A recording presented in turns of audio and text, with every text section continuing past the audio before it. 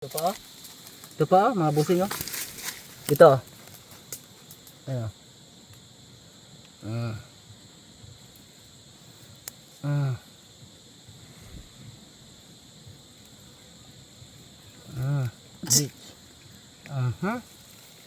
Siguro ibilad na natin sa araw. Ayan po. So, meron pa dito oh.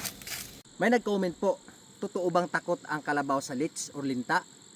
Okay mga boss, i-explain ko po sa inyo. Oo, takot talaga ang kalabaw sa linta or leech. Pag alam ng kalabaw na naliligo sa dyan sa kanyang liguan, na maraming nangangagat sa kanya, kahit pipilitin mo pa yung maligo, ayaw talaga niya. Siyempre, sisip-sipin yung dugo mo, sino ba namang magtatagal dyan? Yun po yung point ko.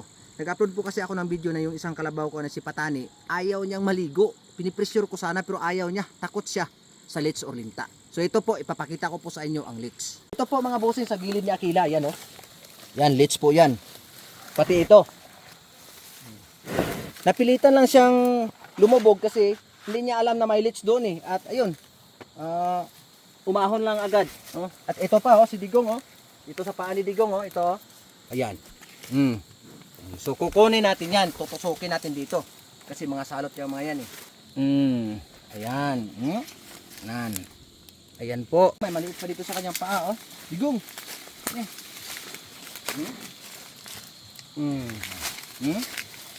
Ayan o. Tapon yan doon. So dito tayo kay Akila.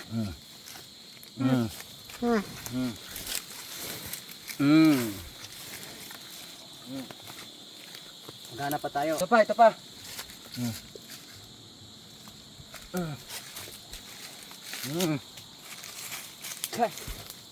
Ilang hiya kayo ha. Kala nyo ha.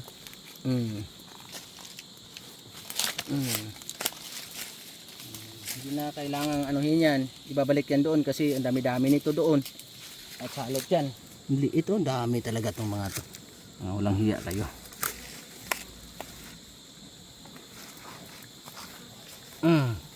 Napatay na yan.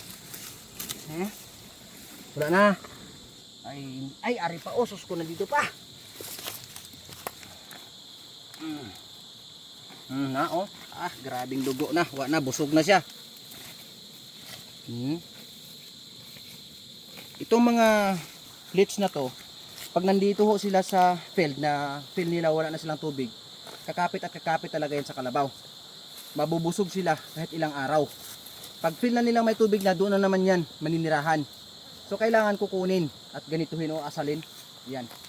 So dyan na kayo. Bahala na kayo sa buhay ninyo.